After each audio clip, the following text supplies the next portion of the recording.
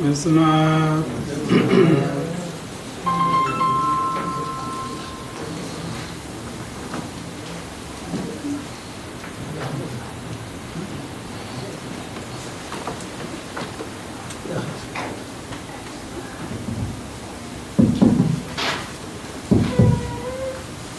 በስመ አብ ወወልድ ወመንፈስ ቅዱስ አሐዱ አምላክ አሜን። ክቡር ቆሞስ አቡነ አባ ገብረ ሥላሴ፣ ስዩማን ካህናት፣ መምህራነ ቅድስት ቤተ ክርስቲያን፣ አይንተ እግዚአብሔር፣ ትጉሃን ዲያቆናት፣ ላይቃነ ምስጢር፣ ክቡራንን ክቡራትን፣ አቦታት፣ አዴታት፣ አሕዋት፣ አሓት፣ ህዝበ እግዚአብሔር ካብ የማን ካብ ፀጋም ናብ ደቕዞም ዘወዱስ ስፍራ ዝገስገስኩም መባእኹም ኣስራትኩም በኽራትኩም ቅደ እግዚአብሔር ዘቕረብኩም ምስጋናን ውዳሴን እግዚአብሔር ኣቐዲምኩም ልመናኹም ጸሎትኩም ዘቕረብኩም እግዚአብሔር ይቀበለልኩም። ደሓን ደሓዲርኩም፣ ደሓን ደርፊድኩም፣ ደሓን ደቐኒኹም። አሜን። እቲ ኩሉ ዝኽእል ለባህሪ እግዚአብሔር አምላኽና በባህርያዊ መለኮቱ በአእላፍ አእላፋት መላእኽቱ ካብ ቅድመ ዓለምን ክሳብ ዘለዓለምን ዝኸበረን ዝተመስገነን እሞ ባና ብኣገልገልቲ እውን ክብርን ምስጋናን ውዳሴን አምልኾን ንዑ ይኹን። ናይ ኣዴና ቅድስት ድንግል ማርያም ኣማላድነትን ጸሎትን ናይ ቅዱሳን መላእክት ሓለዋን ተራዳእነትን ናይ ነቢያት ሐዋርያት ጻድቃን ሰማዕታት በረኸትን ረድኤትን ኣይተለየና። ኣጋዕዝተ ዓለም ሥላሴ በረኸቶምን ረድኤቶምን ያዕድሉና። ዝመጽእ ዓመት ብሰላም ብሓጎስ ብሓድነት ቅሳነት የሰጋግረና። እሽምባር ከም ቅዱስ ዋህድ እግዚአብሔር እሕፅር ኣቢልና ቅዱስ ቃላቱ ሰሚዕና መታን ክንቅደስ እነሆ ከም ቅዱስ ፈቃዱ ዘለናዮ ወቅቲ ዘመነ ልደት ወርሓ ልደት ቅንያት ግዝረት ስለ ዝኾነ ናብ ብርሃነ ጥምቀቱ ሰላም የብፅሓና። በቲ ናይ ልደቱን ግዝረቱን ጀሚርና ናብቲ ናይ ዕለቱ ትምህርትና በዓለ ሥላሴ ሎም መዓልቲ እንታይ ዝተገብረሉ እዩ ሥላሴ ጥሪ ናብ ዝብል መጠቃለሊ ክንገብር ኢና። እግዚአብሔር ምስጢር ጥበቡ ይግለጸልና። ኣራይ ኩልና ከም እንፈልጦ ዘለና ወቅቲ ቅንያት ልደት እዩ። ካብኡ ንዓና ኣብነትን መንገዲ ጽድቅን ዝኾነና ካብቶም ንኽልተ ዓመት ዝኣክል ተጓዒዞም ገጸ በረኸት ኣቕሪቦም በረኸት እግዚአብሔር ተቐቢሎም ዝተመልሱ ሰለስተ ነገስታት ኣማሃ ዘቕረቡ ንሶም ኣቕሪቦም ንሕናኸ ዝብል እዩ። ስለዚ መእተዊ ትምህርትና ካብ ማቴዎስ ምዕራፍ 2:11 ኮይኑ መዕፀዊ ትምህርትና ዘሌዋውያን 26 ክኸውን እዩ። ወአርሃቡ መዛግብቲሆሙ ወአቡኡ ለቱ አመሃ ወርቀ ከርቤ ወሲሂነ ይብል ማቴዎስ 2:11። እወቶም ሰለስተ ነገስታት ኩልና ከም እንፈልጦ ኣብቲ ቅዱስ ዕለቱ በዓለ ልደት እውን ከም ዝተማሃርናዮ ሰለስተ ነገስታት ካብ ሃገር ምብራቅ ብኮኸብ እናተመርሑ መፂኦም መዛግብቶም ከፊቶም ሳጹኖም ከፊቶም ገጸ በረኸት ንጎይታና መድኃኒና ኢየሱስ ክርስቶስ ክብርን ምስጋናን ንዕኡ ይኹን ወርቅን ከርበን ዕጣንን ኣቕረብሉ እዩ። እዚ ሰለስቲኡ ህያባት ኣቐዲሙ ነቦና ኣዳም ተዋሂቡ ዝነበረ ካብ ወለዶ ናብ ወለዶ እናተሰጋገረ ዝመፀ ድሕሪ እውን ተዘሚቱ ተማሪኹ ናብቲ ወሃቢኡ ናብ ጎይታና መድኃኒና ኢየሱስ ክርስቶስ በቶም ሰለስተ ነገስታት ኣቢሉ ዝተመልሰ ገጸ በረኸት እዩ። هو بحصر زبالة ورقي نقص نجستاتها نقبلو ناي منجستناتو عطان كاهن لك كاهناتها نقبلو ناي كهناتو كربة مرير حموستها حمامات مسكل تقبلك كتدحرنا خازبل ناي موتو مسالي سلسته قص برخت أقربلو إذا سلسته قص برخت زي كام نجد سيم ورقي كام نجد يافيت عطان كام نجد كام كربة حيزوم مزيو إذا ما سروا منجست كام نجد سيم سلزخانة ورقي ناي منجست النتو إيلوم حيزوم لمزيو سروا كهنت كام نجد يافيت سلزخانة وعطان ناي كهنتو حيزوم لمزيو ممنان عمنت እግዚአብሔር ካብ ነገደ ካም ስለዝወዝሑ ንዓቶም ንምድሓን ዝቕበሉ ሓሳረ መከራ ንምግላጽ ድማ ከርበ ሒዞምሉ መጽዮም ስለዚ ከም ወርቂ ተፈቲና በፈተና ሓሊፍና እምነትና አረጋግጽና ምስ እግዚአብሔር ክንነብር ከምንኽእል ዝገልጽ ናይ ወርቂ ምሳሌ ሒዞምሉ መጽዮም ዕጣን ብርሑ ከም ዝሽትት በተስፋ መንግሥተ ሰማያት እናተጸበና በምግባር ጽድቂ እናተመላለስና ለእግዚአብሔር አምላኽና በተዛሃበና እናመስገንና በተዝደለናዮ እናለመና እናተማሕፀንና ክንጽበ ከም ዝግባአና ድማ ዕጣን ብርሑ ከም ዝሽትት ዕጣን ሒዞምሉ መጽዮም ከምኡውን ከርበ መሪር ስቃያት ተቐቢልካ ብሕማማተ መስቀልካ ተወጂኻ ሞትካ ተቐቢርካ ተንሲኻ ትንሣኤ ነፍሲ ክትዕድለና ኢኻ እሞ ዓዲልካና ኢኻ እሞ እወ ንሕና ድማ ከምቲ ዘፍቀርካና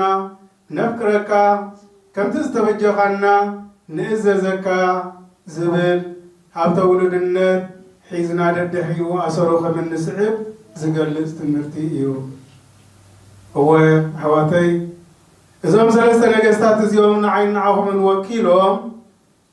ምስጢር ዝገልጽ ትንቢት ተነግረሉ ኣመሃ ገጸ በረኸት ኣቕሪቦም ኣመሃና ኸሎም እንታይ ይመስል ናብ እግዚአብሔር እንቕርበሉ ገጸ በረኸትና እንታይ ይመስል እንተዳይልና ኣመሃና ገጸ በረኸትና እምነት እዩ ኣመሃና ገጸ በረኸትና መንፈሳውነት እዩ ኣመሃና ገጸ በረኸትና ፍቅርን ሰላምን እዩ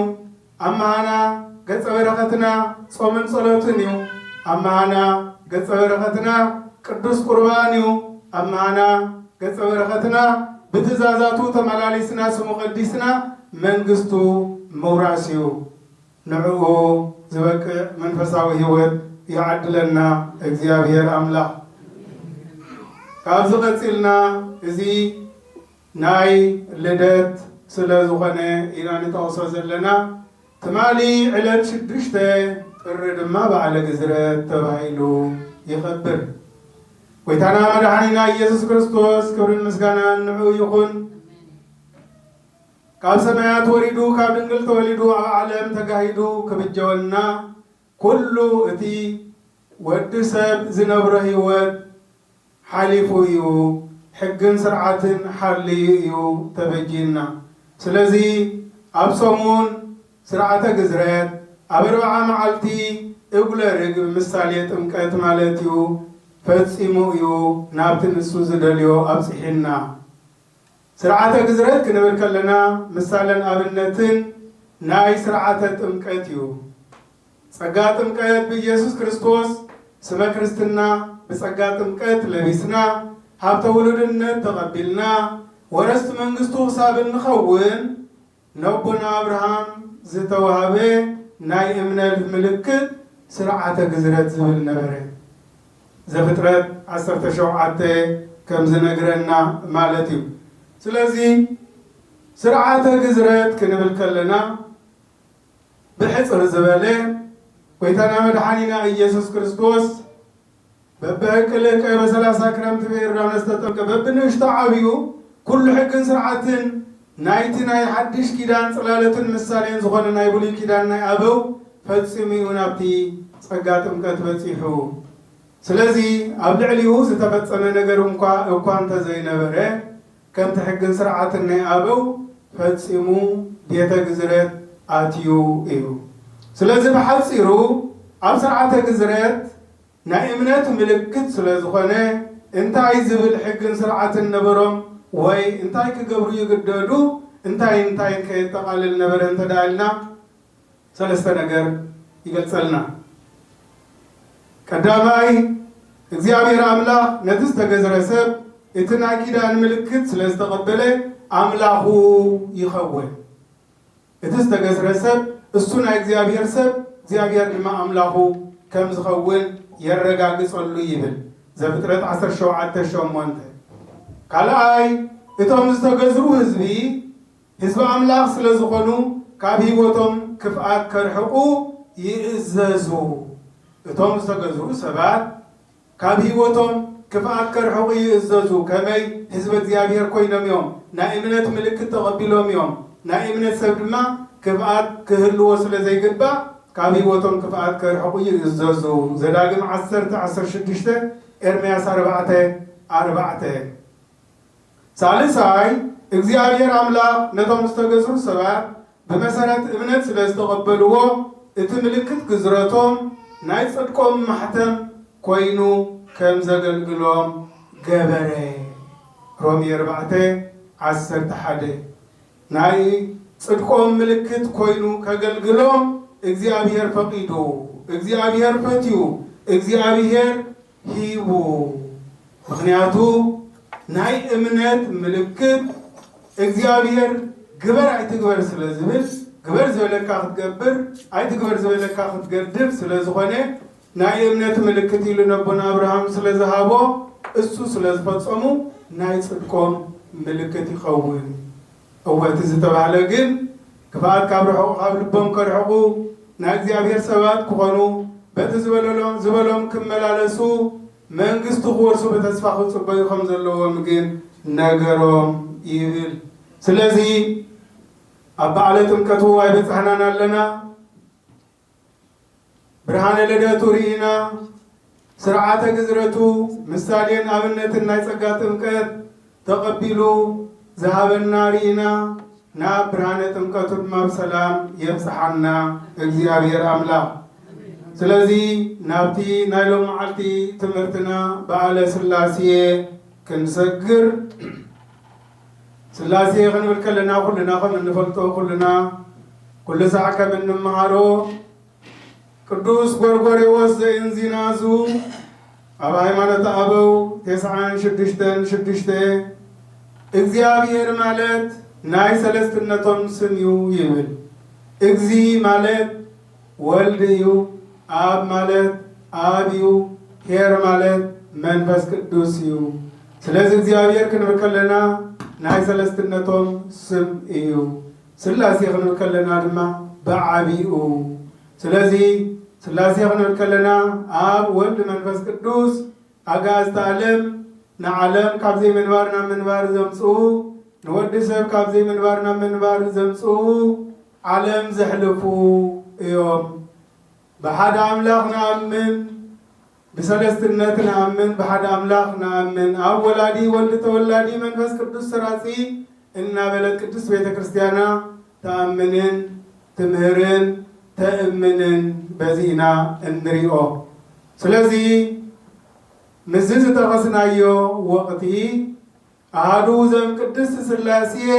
ርእዮ ትሕትናነ አጽነነ ሰማያ ሰማያት መጻ ወኀደረ ውስተ ከርሰ ድንግል ወኮነ ሰባ ከማነ ዘእንበለ ኃጢአት ባሕቲታ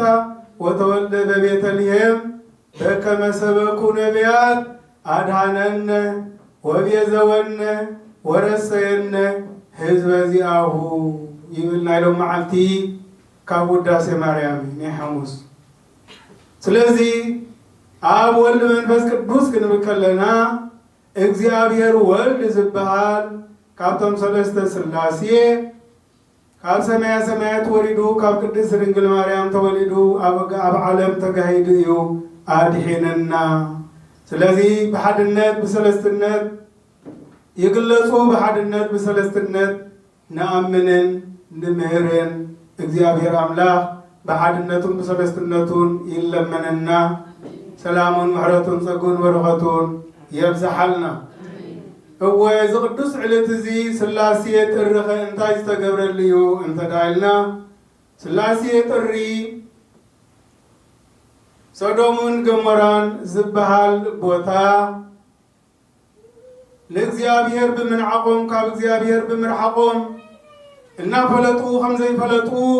ስለ ዝኾኑ እግዚአብሔር ስልጣኑ ዘርአየሉ በሰለስትነቱ ንሰዶምን ገሞራን ናይ በዓል ናምሩድ ህንፃ ሰናኦር ዘዕነወሉ ቋንቋም ደባሊቁ ፋሕ ዘበለሉ መዓልቲ እዩ። ካብኡ የድሕነና እግዚአብሔር ሕኩም ትእዛዙን እንተዘይሓሊና ካብ ጥንቲ ካብ ጥቅምቲ እግዚአብሔር ፈጣሪ እግዚአብሔር ወሃብ ሕጊ እግዚአብሔር ወሃብ መምርሒ ስለ ዝኾነ ሕግን ትእዛዙን ሓሊና ክንመላለስ ናይ ስነ ተፈጥሮናን ናይ ክርስትናናን ግዴታ እኳ እንተኾነ ከም ደቂ አዳም መጠን ኣብ ዝተፈላለየ ክፍለ ዘመን ካብ መንገዲ እግዚአብሔር ይወፁ ደቂ አዳም እሞ እግዚአብሔር ድማ ቁጥዓ ይልእኽ መቕፃዕቲ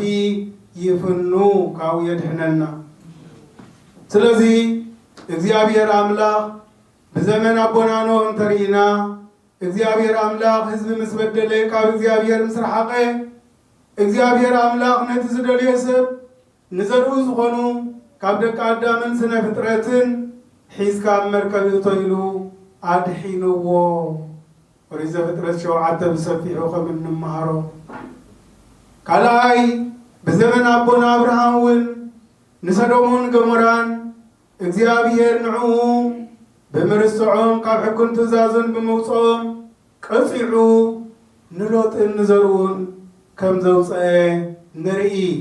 ዘፍጥረት 19 ሳልሳይ እውን እዚ ናይ ሎም መዓልቲ ነኽብሮ ዘለና ብዘመን በዓል ናምሩድ እውን ኦሪት ዘፍጥረት 11 ከም ዝነግረና ካብዞም 3 ደቅኖ ህዝቢ ዓለም ተባዚሑ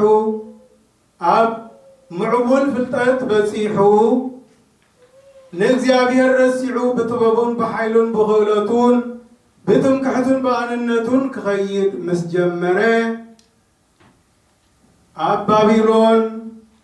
ኣብ ጎልጎል ባቢሎን ህንፃ ንስራሕ ሰማይ ዝጠቅስ ስምና ዘፀውዕ ኢሎም ብትምክሕቲ ካሃንፁ ምስ ጀመሩ እግዚአብሔር አምላክ ስለ ዘይሰመሮ ኣብቲ ዝተወሰነ ደረጃ ምስ በፅሑ እግዚአብሔር አምላክ ንዑ ንውረድ ቋንቋኦም ንደባልቕ ኢሎም ስላሴ ኣብን ወልድን መንፈስ ቅዱስን ቋንቋኦም ደባሊቖም ነቲ ዝሓሰብዎ ከም ዘይፍጽምዎ ከም ዘይረዳድኡ ከም ዝበታተኑ ገበርዎም። ካብዚ የድሕነና ብትእዛዝ እግዚአብሔር ንምምልላስ የብቃዓና እግዚአብሔር። እወ ኦሪት ዘፍጥረት 11 ብሰፊሑ ይገልጸልና ካብቲ ዓለም ምስ ተደምሰሰት ካብ ሴምን ካምን ያፌትን ደቅኖ ከም ሓዱሽ ዓለም ምስ ተባዝሐት ዝመፀ ጌጋ እዩ ድማ እዚ። ወዲ ሰብ ታሪክ እናተደጋገመ እዩ ዝነብር። ዝገርመኩም ታሪክ እናተደጋገመ ገና በሎ ሓደ ትጋገ በቲ ዝኸድዎ ናይ ጥፋት መንገዲ ቀዳሞት ዝተቆፅዕሉ ይጓዓዝ መመልሱ ይቕፃዕ። ዝተወሰነ ጊዜ ድማ የዕርፍ መንገዲ እግዚአብሔር ይሕሉ ወዲ አዳም መሊሱ ናብቲ ጌጋ ይኣቱ ሽዑ ድማ ይቕፃዕ። ከምዚ እናበለ እዩ ዝነብር። ካብ ቅፅዓት የድሕነና እግዚአብሔር። ስለዚ ኣብቲ ዝለዓለ ፍልጠትን ክእለትን ምስ በፅሑ እኳዳን እግዚአብሔር ከኽብርዎን ከመስግንዎን ዝግብኦም ተጋገዩ፣ ዓሸው፣ ንእግዚአብሔር ረስዑ፣ ትምክሕትን አንነትን አሕደሩ እሞ እግዚአብሔር ስለ ዘይሰመሮ ነቲ ህንፃ እግዚአብሔር በወብላ ንፋስ በተኖ። ህንፃ ሰናኦር ተባሂሉ ይፍለጥ ዓነወ። እቶም ሰባት እውን ክረዳዱ ይከኣሉ። ክሳብታ ሰዓት እቲኣ ሓደ ቋንቋ፣ ሓደ ባህሊ፣ حد حبرة سبكوينو يمزخذ نيرا أبز ساعات الزيك زيابير سلزي سمرو بني زينا زيابير فقط زخون نجر سلزي جبر قام تدبالق ابن مس تتبالق كحيز مس أنت تام تتبالق ابن حيز مس كسامها معو كرادادو أيكالون زيابير زي سمرو سلزخونه أي ترادادو كابزي فهم سبلو سيم كاميا فيت سلستدقنو نناتهم قام مسرتو نناتهم قام مسريتو أب نجدسيم ناي نجدسيم عسران شوعتن قام ناي نجده كام 30 قام ناي نجده يافيت 15 قام تفتره إذن تدمرنا يو 7 كلتن يخون زيابير أملاك وهب سقان برغتن وهب سلام المحرتن سلزغني ناقل قلوتو نتلوكو كلوكم كلون قدسان هاريات 7 كلتن قانقا قليس اللهم النبل إذي أبوان هنسا سناور كاب دكنو سيمن كافي يافيتن سيمن كامن يافيتن زتفتري قانقاتات 7 كلتن قانقاتات سلزي زيابير تراداديغا تسمامعغا تماخير كاخد سره እግዚአብሔር ሰናይ ፈቃዲ ካብ ፈቃዲ እግዚአብሔር ምስ ዝናይ ዘይንወጽ ማለት እዩ ስለዚህ እግዚአብሔር ዝሰመሮ ስራሕ ክንሰርሕ እግዚአብሔር አምላክ በጸጉ ይደግፈና እወ አህዋተይ ብለውሃት በእምነት በመንፈሳውነት ክኸውን ከሎ እግዚአብሔር ዝሰመሮ ስራሕ ክትሰርሕ ከለኻ ከምቶም ቅዱሳን አበው ከምቶም ቅዱሳን አቦታት ከምቶም ቅዱሳን አዴታት اندحر كوينا እግዚአብሔር አምላክ ምሳና ተልዩ نحنا مسو ተሊና ካብ ጥፋት ማይ ኣብ ልዕሊ ማይ ኮንካ ትድሕን ንናይ ማይ ጥፋት ብማይ ተሓልፎ ናይ እምነት ሰብ እንተዳ ኮይና ኣሕዋተይ ንሞተ ስጋ ንሞተ ነፍሲ ብሞተ ስጋ ትስዕሮ ንሞተ ነፍሲ ብሞተ ስጋ ተሓልፎ ናይ እምነት ሰባት እንተዳ ኮይና ኣሕዋተይ ንጥሜትን ጽምን ብጥሜትን ጽምን መንፈሳውነት ትስዕሮ ናይ እምነት ሰባት እንተዳ ኮይና ንሕማም ነፍሲ ብሕማም ስጋ ትስዕሮ ናይ እምነት ሰባት እንተዳ ኮይና ንናይ ነፍሲ ሽግር ቁስለ ኃጢአት ብናይ ስጋ ሽግር ድኻምን ጻዕርን ሓሳረ መከራን ብምቕባል ተሰግሮ ስለዚህ እግዚአብሔር አምላክ ዘሰመሮ ስራሕ ክንሰርሕ እንተዳኺልና ነቲ ነፍሳውን ሰማያውን ሽግራት ኣብ ምድሪ በተሓላፊ ግዚያዊ ብናይ ስጋ ግዚያዊ ሕማምን ድኻምን ጥሜትን ጽምን ሽግርን መከራን ሞትን ክንሰግሮን ክንሓልፎን ንኽእል እሞ ነፍሳዊ ሃብትን ጽጋብን ዕረፍትን ቅሳነትን ህይወትን ክንረክብ ንኽእል እግዚአብሔር አምላክ ነዝን ምግባር በጸጉ ይደግፈና መተቃለሊ ቀዳሚ ሃለ ጥበብ ፈሪሃ እግዚአብሔር መዝሙር 111 ናይ እግዚአብሔር ጥበብ ናይ እግዚአብሔር ፍልጠት ናይ እግዚአብሔር መንገድ መሓዝ እቲ ናይ መጀመርታ ክእለት ኣብ ዓለም ንወዲ ሰብ ዘድልዮ እዩ ይብል እወ እዚ ስለ ዘይገበሩ እዮም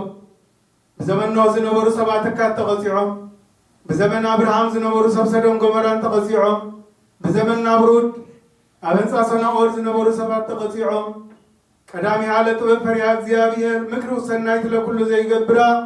ند زيابير زبنا سناين قدسن مخري تختلنا بزي مخات دكادام استفال عليه خفل زمن استفال عليه كيغا يفتصم مو يقصعو خاوية دحننا زيابير أملا سلازي أمتو خمس قلتنا يوم معتو تبصرنا زليواويان 26 10 15 أصابع 10 ويون زداقم 10 انت يبل حقتاتي انت نعقكم تزازاتي انت أفرسكم نتي تعديدكم من حيلكم من كسبرائي حقتاتي انت نعقكم تزازاتي انت أفرسكم نتي حيلكم من تعديدكم من كسبرائي بالإግዚአብሔር مس እግዚአብሔር ካመተለ ላህ ይድህነን مس እግዚአብሔር كم وددار يدحننا እግዚአብሔር زاززنا خنقبر صورن لوهن منفساون لبنا يعدلنا እግዚአብሔር أملاك سلازي نعاي حديكم نعاي حديكا كفوس لزجبركا إذا قصعت زي هي بكاي لو እግዚአብሔር أملاك هو لእግዚአብሔር حديكا لእግዚአብሔር قوسيخا لእግዚአብሔር أواسينكا بتأماننتك بفلتتك بحيلك بتمكحتك بقلبتك مخاد صعبينو إزي يزغونا بقدم እግዚአብሔር أحواتي إزي كم تاريخ ملب ما يخلقها ملب ما يقبر كان نمهارو زلنا قدوس قال እግዚአብሔር إساتهم إتزقبروا عم صحفت سفيرو إذن جيجا فتسمهم إذن جيروم إزرخيبهم نبلالنا كاببنا أدام جميرنا أدام الهوان بسفتسمو جيجا دك أدام تقطعنا أو عالم مرقم كننين وردو وزتنبل نا أبراهامن بزمن نوحن سدوم غموران سوا سنة أورين سلز تتحفن قلص لنا ملب مخوننا ممهر خوننا أحواتي ناتي ناتكمون وين زمزقبو تدايسينو كابتناتهم كيغا زنئس أينقاقنا لنا بفلاي أبزمنا بفلاي أبزلنا في العالم كامن قد እግዚአብሔር وطيخا تزاز እግዚአብሔር عشش الكامخات انتاي صعبينات يمص كم زلو انتاي كم زمصئ أو كما يزمسل خونتات كم زلونا كلنا نريون نعزون نفلطون نكتاتلون هو أبزي لእግዚአብሔር زنعقو ቅዱሳት መጻሕፍት ከይተረፈ ዘቃለሉ ዝነዓቁ ዘቃጸሉ ኣብዚ በዓል ካሊፎርኒያ እንታይ ምርኢት ተራእዩ እንታይ ተኣምራት ተኸሲቱ ናይ ሓፂር እዋን ተዘክሮ እዩ ኣብ ሙሉእ ዓለም ኣብ ዝተፈላለየ ኩርናዓት ዓለም ናይ እግዚኣብሔር ሰባት ዝነብሩሉ ያሰርቅ ፀሓይ ላለ ጻድቃን ወኃጥኣን ያዘንም ዝናብ ላለ ጻድቃን ወኃጥኣን እግዚአብሔር አምላክ ጻድቃንን ኃጥኣንን ተሐዋዊሱ ስለዝነብር ኣብ ልዕሊ ኩሎም ፀሓይ የብርቕ ኣብ ልዕሊ ኩሎም ዝናብ የዝንም ስለዝኾነ ኩሉ ሓደ ዓይነት ኣለባብሳ ለቢሱ እንተኸደ ኩሉ መንገዲ እግዚአብሔር ዝፈልጥን ብሕጊ እግዚአብሔር ዝመላለስን ትእዛዝ እግዚአብሔር ዘኽብርን ጌርና ንወስዶ ንኸውን እንተኾነ ግን ካብ ብሱል ጥረ ነቶም ኣመንቲ ካብ መንጎቶም ዘይኣመንቱን እግዚአብሔር ንትእምርትን ንህልውና እግዚአብሔርን ዝገልጽ ብዙሕ ምልክታት ንርኢ ኣለና ጌጋታትና ካብቲ ናይቶም ቀዳሞት ጌጋ ኣይወሓደን ዝረአ ዘሎ ክስተት ካብቲ ሽዑ ዝረአ ነበረ ተኣምራትን መንክራትን ኣይነኣሰን እንታይ ደኣ ዝምዝግቦ ኣይረኸበን ንዳሕረዋይ ትውልዲ መምሃሪ ክኸውን ዝምዝግቦ ስለ ዘይረኸበ እምበር እቲ ናትና ጌጋ እውን ካብቲ ከመይ ገሮም ከምዚ ይገብሩ ከመይ ገሮም ኣብ ስሕተት እዚ ይወድቁ ከመይ ገሮም ንእግዚአብሔር ዕሽሽ ኢሎም በዚ መንገዲ እዚ ይጓዓዙ ንብል ንምካሕ ንሕና እውን ዝከታተለና እንተረኺብና እቲ ኣብ ዘመንና ዝፍፀም ዘሎ ብደቂ ኣዳም ጌጋታትን እቲ ዝኽሰት ዘሎ ሓይሊ እግዚአብሔር ኣብ ልዕሊ ውሱናት ኣመንትን እዚ ሓደ ንባዕሉ ዓብዪ ምስክር እዩ ስለዚ ነቲ ዝተመዝገበ ጥራይ ከም ዝገሮም በዲሎም ተባሂሎም ከም ታሪክ ሰሚዕናን ተዛሪብናን ክንከይድ ዘይኮነ ከምኡ ዓይነት ጌጋ ከይንደግም ኣብ ዘመንና እውን ዝተፈላለየ ጌጋታት ይድገም ኣሎሞ ከመይ ጌርና ካውን ንጥንቀቕ ካውን ንእረም ብመንፈሳውነት ብለውሃት ብእምነት ብመንገዲ እግዚአብሔር ንመላለስ እሞ ካብቶም ብትዕቢትካ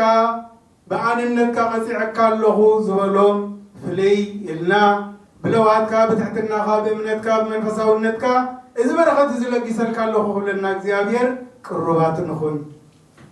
ናይ እግዚአብሔር ሰባት ንኹን መስዋዕቱ ለእግዚአብሔር መንፈስ የዋህ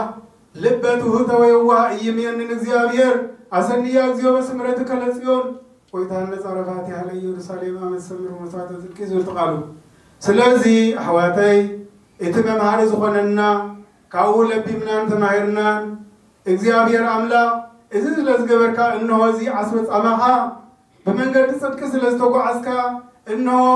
إتو نامناي قويتا غاني حقوس كبري بيمان قوم عصب غازيو أغليل كازيو برغت كازيو إنه لو متحقوس كسن كبلنا እግዚአብሔር አምላክ ቅዱስ ዋዲ ሆነልና ለና ወን በተዝበለና ቅዱስን ቅኑዕን ናዓና ዝጠቅም እግዚአብሔር አምላክና ዘኽብር ጎደና ድሕነት ክንጓዓዝ እግዚአብሔር አምላክ መንፈሳዊ አእምሮ ያድለና በቅዱስ መንፈሱ ይደግፈና ነአምና ወልድና መንፈስ ቅዱስ አጋዕዝተ ዓለም ሥላሴ በረከቶም ረድኤቶም እና ይፈለየና ተባረከ ተቀደሰ ቅንያት ገይሩ ብርሃነ ጥምቀቱ በሰላም በሐጎስ ንምራ ይብቃና ተባረከ ተቀደሰ ዘመን ገይሩ ካብ ዕለትና ዕለት ካብ ሰሙና ሰሙን ካብ ወርሕና ወርሒ ካብ ዓመትና ዓመት ኩሉ ዝካሎ እግዚአብሔር አምላክ ቋሕሰም ስለዝኾነ ናብ ዝመጽእ ዓመት በሰላም በሐጎስ አሰጋጊሩ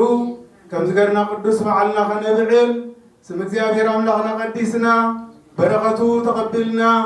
እግዚአብሔር አምላክ ዝህበና ጸጋ ሓፊስና ነና ቤትና ክንምለስ